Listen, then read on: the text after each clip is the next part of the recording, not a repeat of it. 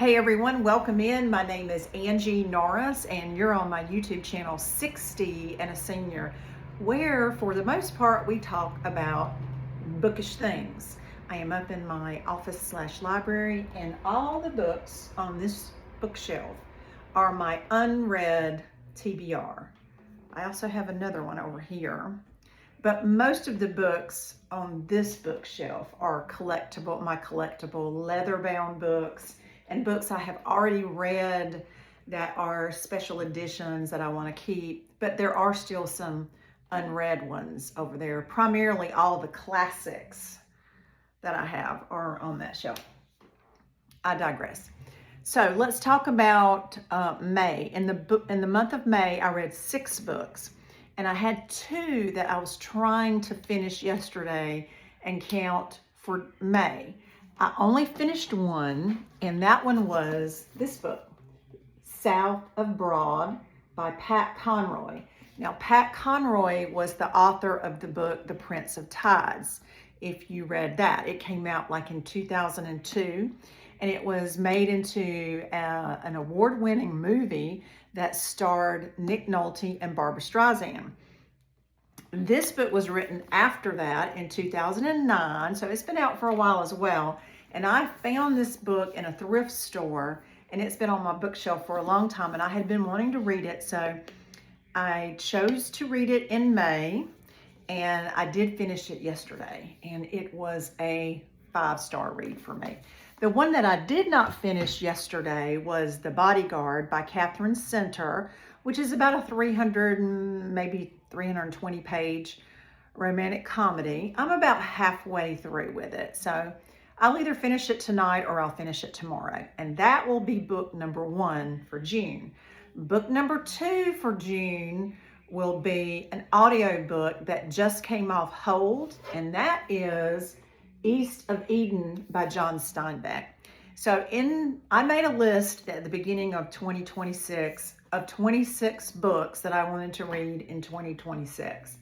And this was one of them because I wanted to read at least 2 classics this year. And I chose this one, and I chose a big, fat, chunky one. It's 601 pages. And I was searching for an audiobook, and I saw that it was available, but it was on a waiting list, believe it or not. So it just came available. So this is going to be book number 2. Now, I'm going to choose 5 more. That doesn't mean I'm going to get to all 7 of them, but we're going to choose 5 more, and we're going to choose them from the prompts in this jar, where I reach my hand down in and pick one out, and then we see what my options are. So let's get started and see what the first choice is. If I can get my hand out. Let's see, we just got one. See if you guys can see it first. Is it upside down? Of course it is. All right, what does it say? A book that matches the current season. I have the perfect one. Stay tuned. Okay, technically today is still spring because it's June 1st, but we are going to trip into summer during the month of June. And so this is a new release that just came out, I think it was May 5th.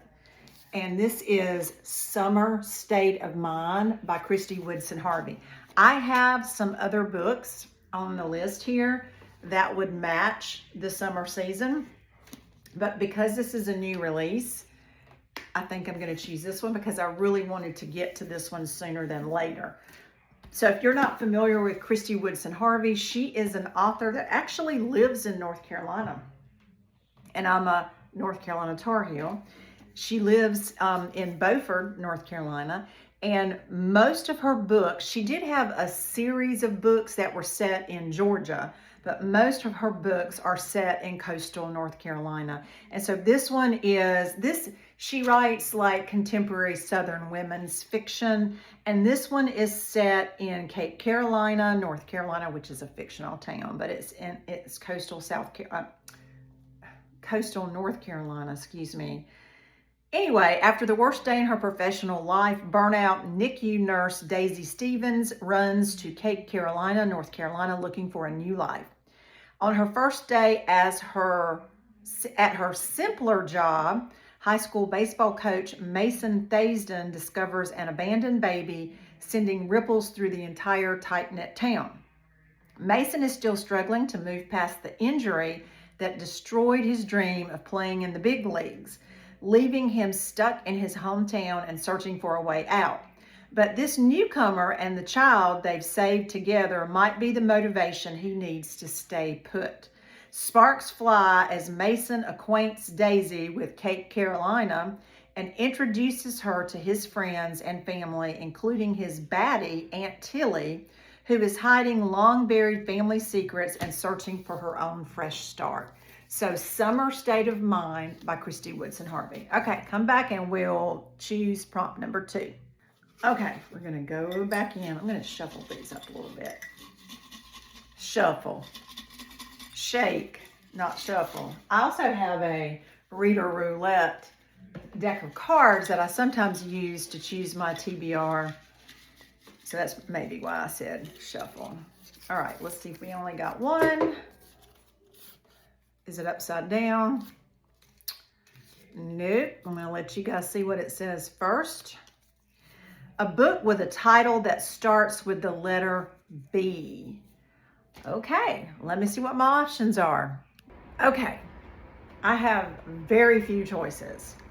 On my physical TBR list, there are so many books, if you did not know this, that start with the word the something, over and over and over again.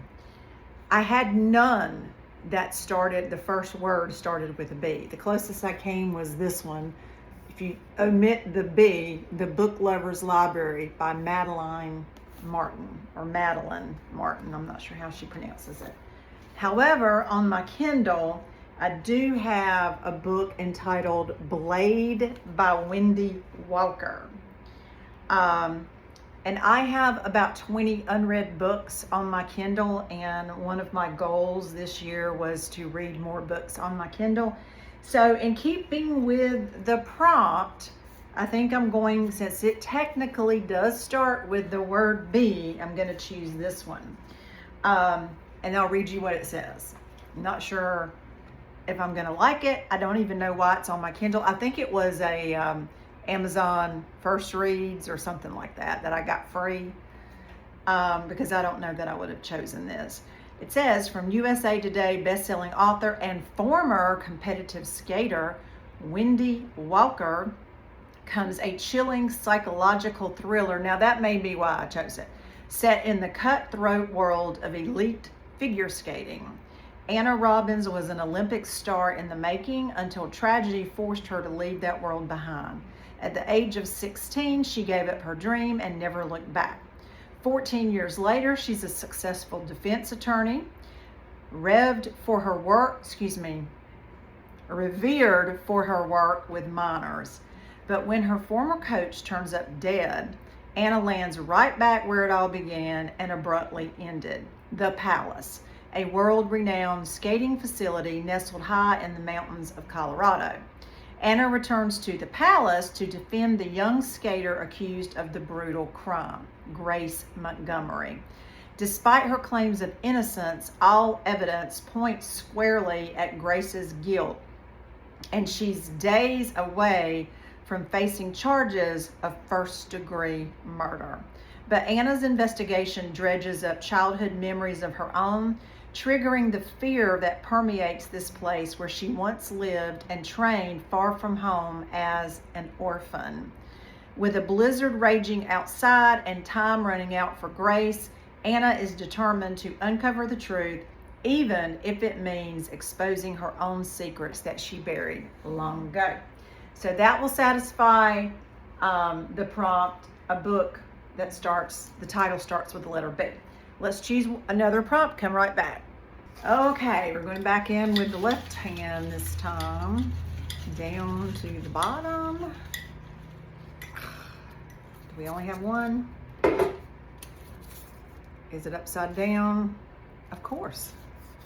A book about books, which I love, but let me see what I have. Stay tuned. Okay. just quickly, I saw these two. One I just showed you was the Book Lovers Library.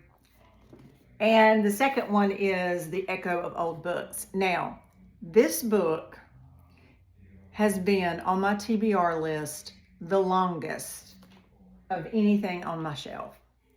I would love to get it off my TBR list. So even though I've already read Madeline Martin, which she wrote The Last Bookshop in London, which I read, and I know her style and I like her style. That's probably why I bought this book. I'm actually going to read this one by Barbara Davis, The Echo of Old Books. So let me tell you what it's about. Rare book dealer Ashlyn Greer's affinity for books extends beyond the intoxicating scent of old paper, ink, and leather. She can feel the echoes of the book's previous owners, an emotional fingerprint only she can read.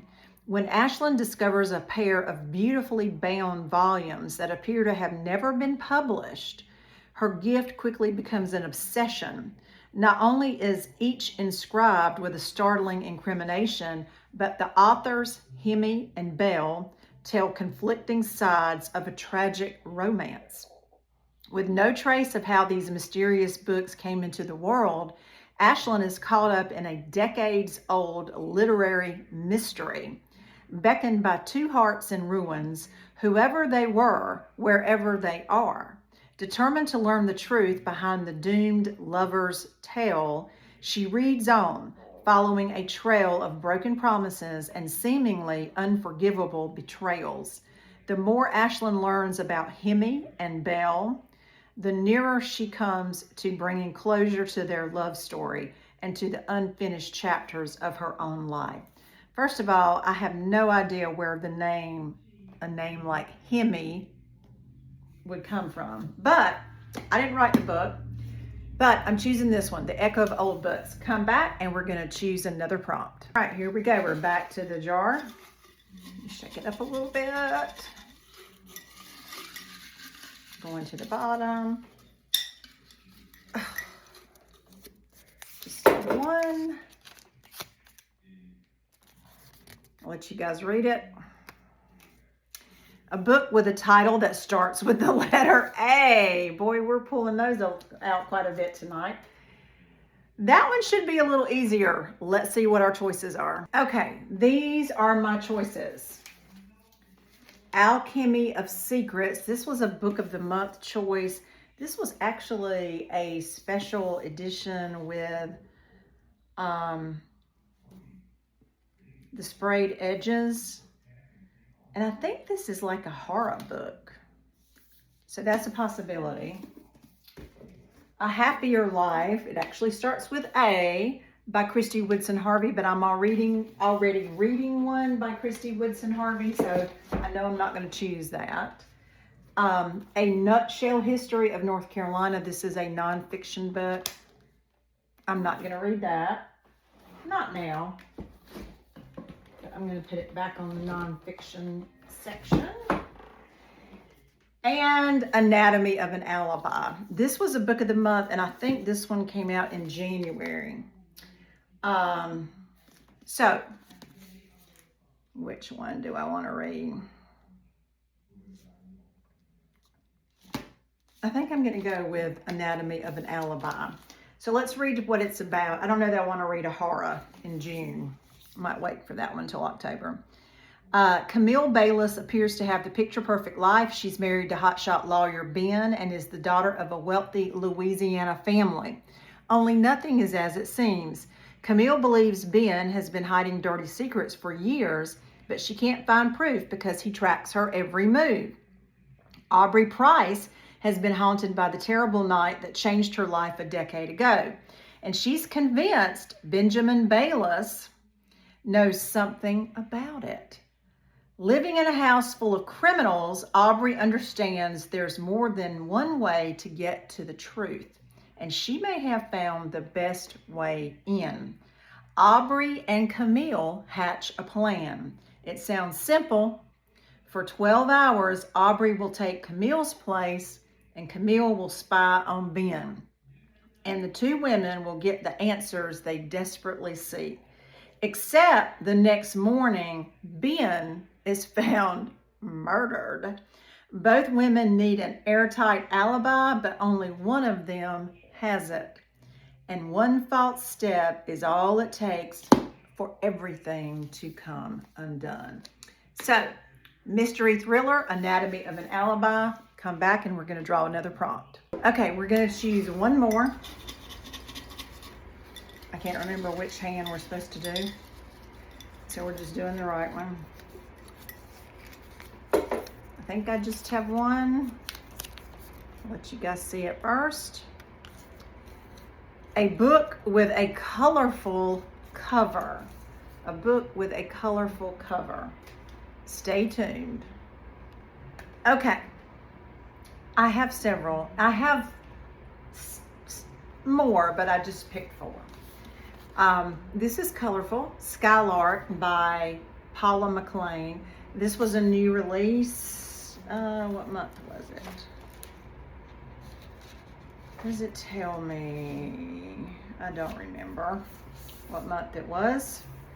But Paula McLean, it was a new release, I think earlier in the year. I did it as an add-on. It's a historical fiction, so that's an option. The first time I saw him by Laura Dave or Laura Dave, I'm not sure how she pronounces it. This is book 2 in the series, The Last Thing He Told Me. So I do want to read this book. It is on my radar.